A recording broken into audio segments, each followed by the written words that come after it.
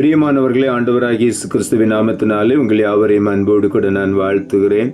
ஆண்டவர் கிருபையாய் நமக்கு கொடுத்த இந்த புதிய நாளுக்காக முதலாவது நாம் ஆண்டவருக்கு நன்றி சொல்லுவோம்.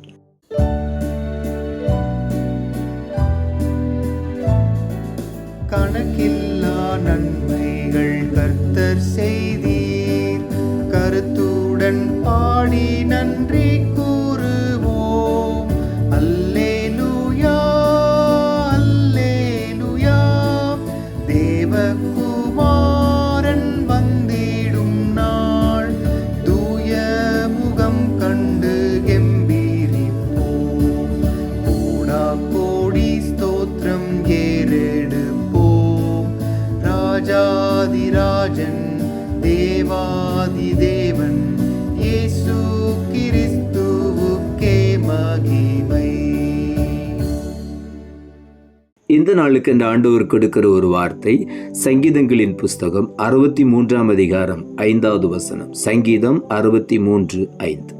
நிணத்தையும் கொழுப்பையும் உண்டது போல் என் ஆத்துமா திருப்தியாகும், என் வாய் ஆனந்த களிப்புள்ள உதடுகளால் உம்மை போற்று.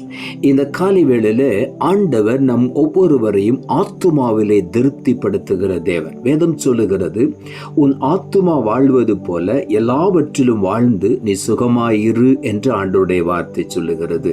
நாம் எல்லாவற்றிலும் வாழ்ந்து சுகித்திருக்க வேண்டும் என்பதுதான் ஆண்டவருடைய விருப்பம். ஆகவே தான் ஆண்டவர் நம்மை திருப்தியாக்குகிறார், ஆத்துமாவை திருப்தியாக்குகிறார்.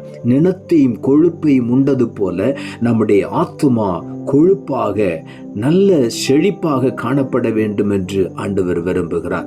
நாம் ஆத்துமா பலனடைய வேண்டுமானால் ஆண்டவருடைய வார்த்தைகளை அதிகமாய் நாம் உட்கொள்ள வேண்டும். ஆண்டவருடைய வார்த்தைகள் தான் நம்முடைய ஆத்துமாவிலே பலன் கொடுக்கக்கூடியது. அப்படி நாம் ஆத்துமா திருப்தியாகும் பொழுது நம்முடைய வாய் ஆனந்த களிப்புள்ள உதடுகளினால் ஆண்டவரை போற்றி துதித்து கொண்டே இருக்கும். அந்த காரியங்கள் நம்முடைய வாழ்க்கையில நடக்கும் பொழுது இதுவரையிலும் நாம் அடைந்திராத உயரங்களை நாம் அடைந்து கொள்ளுவோம். இதுவரையிலும் பெற்றிராத நன்மைகளையும் ஆசீர்வாதங்களையும் நாம் சுதந்திரித்துக் கொள்ளுவோம். சங்கீதங்களின் புஸ்தகம் 107 அதிகாரம் 8வது வசனம் இப்படியாய் சொல்லுகிறது, தவனமுள்ள ஆத்துமாவை கர்த்தர் திருப்தியாக்கி பசியுள்ள ஆத்துமாவை நன்மையினால் நிரப்புகிறார். நமக்கு ஒரு தவனம் இருக்க வேண்டும், ஒரு தாகம் இருக்க வேண்டும். அப்படிப்பட்ட ஆண்டவர் மேல் தாகத்தோடு இருக்கும் பொழுது தவனமுள்ள ஒவ்வொரு ஆத்துமாவையும் ஆண்டவர் தம்முடைய நீதியினால் தம்முடைய மகிமையினால் நம்மை திருப்தியாக்குவார். அது மாத்திரமல்ல, பசியுள்ள ஆத்துமாவை அவர் நன்மையினால் நிரப்புகிறார் என்று வேதம் சொல்லுகிறது. பசியுள்ள ஆத்துமா என்று சொல்லும் பொழுது நீதியின் மேல் பசிதாகம் உள்ளவர்கள் பாக்கியவான்கள், அவர்கள் திருப்தி அடைவார்கள். ஆண்டவருடைய நீதியை நிறைவேற்றுவதிலே நாம் தாகத்தோடு அதிலே ஒரு பசி நமக்கு இருக்க வேண்டும். ஆத்தும பசி, ஆத்துமாக்களை குறித்த ஒரு தாகம் அது நமக்கு இருக்கும் பொழுது நிச்சயமாகவே ஆண்டவர் நம்மை நன்மையினால் நிரப்புவார். சங்கீதங்களின் புஸ்தகம் 42 அதிகாரம் 2ஆம் வசனம் சொல்லுகிறது, என் ஆத்துமா தேவன் மேல், ஜீவனுள்ள தேவன் மேலேயே தாகமாயிருக்கிறது, நான் எப்பொழுது தேவனுடைய சந்நிதியில் வந்து நிற்பேன் என்று தாவீது எழுதுகிறார்.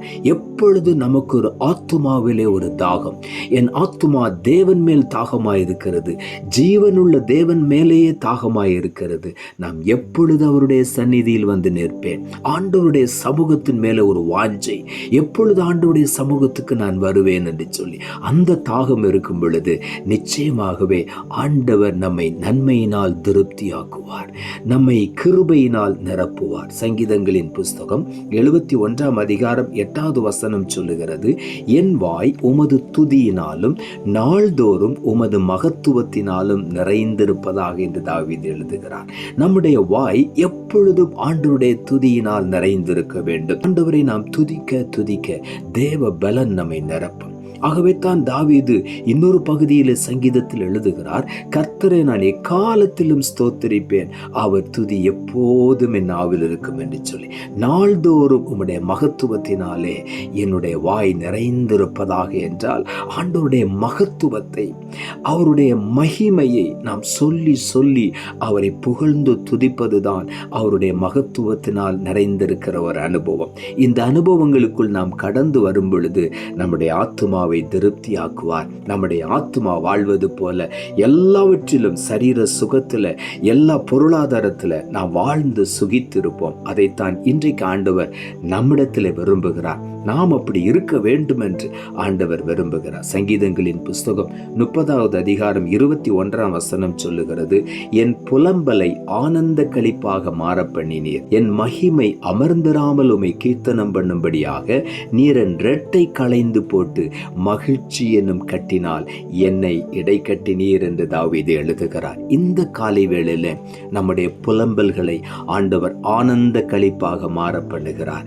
அது மாத்திரமல்ல, நம்முடைய மகிமை அமர்ந்திராமல் ஆண்டவரை எப்பொழுதும் கீர்த்தனம் பண்ணி ஆண்டவரை துதித்து கொண்டே இருக்கும். நம்முடைய இரட்டை ஆண்டவர் களைந்து போட்டார். அதற்கு பதிலாக துக்கம் என்கிற ரெட்டு, வேதனை என்கிற ரெட்டு, இன்னும் பலவிதமான துன்பங்கள் என்கிற ரெட்டை ஆண்டவர் முற்றிலுமாய் களைந்து போட்டு அதற்கு பதிலாக மகிழ்ச்சி என்னும் கட்டினால் நம்மை இடை கட்டுகிறார். கர்த்தருக்குள் மகிழ்ச்சியாயிருப்பது நம்முடைய பலன். மன மகிழ்ச்சி நல்ல மருந்து என்று வேதம் சொல்லுகிறது, நல்ல ஔஷதம். ஆகவே நம்மை அந்த மகிழ்ச்சியினால் ஆண்டவர் நிரப்புவார். நாம் சுகத்தோடு பலத்தோடு, எந்த நோயும் இல்லாதபடி, எந்த பலவீனமும் இல்லாதபடி எப்பொழுதும் ஆண்டவரை போற்றி துதித்து கொண்டே இருப்போம். நம்முடைய வாயை இந்த காலை வேளையில ஆனந்த களிப்புள்ள உதடுகளால் ஆண்டவர் நிரப்புகிறார். மகிழ்ச்சி என்னும் கட்டினால் நம்மை இடை கட்டுகிறார். ஆகவே உள்ளத்தின் ஆழத்திலிருந்து ஆண்டவருக்கு நாம் நன்றி சொல்லுவோம். நாம் ஜெபிப்போம். அன்புள்ள ஆண்டவரே, கிருபையாய் நீர் கொடுத்த இந்த புதிய நாளுக்காய் மறுபடியுமாய் நமக்கு நன்றி செலுத்துகிறோம். ஆண்டவர் கொடுத்த ஜீவனுள்ள வார்த்தைக்காக நன்றி. நினத்தையும் கொழுப்பையும் உண்டது போல என் ஆத்துமா திருப்தியாகும், என் வாய் ஆனந்த களிப்புள்ள உதடுகளால் உம்மை போற்றும் என்ற வார்த்தையை கொடுத்தீர். வசனத்தை கேட்டுக்கொண்டிருக்கிற ஒவ்வொருடைய வாழ்க்கையிலும் இன்றைக்கு அவருடைய புலம்பலை ஆனந்த களிப்பாக மாற்றுவீராக. அவருடைய மகிமை அமர்ந்திராமல் ஆண்டவரை கீர்த்தனம் பண்ணும்படியாக அவருடைய இரட்டை களைந்து போடுவீராக. மகிழ்ச்சி என்னும் கட்டினால் இன்றைக்கு ஒவ்வொருவரையும் இடை கட்டி ஆசீர்வதியும். நீர் அப்படி செய்கிறபடினாலும் உமக்கு நன்றி தாழ்த்துகிறோம். இரட்சகர் இயேசுவின் நாமத்தில் ஜெபிக்கிறோம் நல்ல பிதாவே, ஆமென்.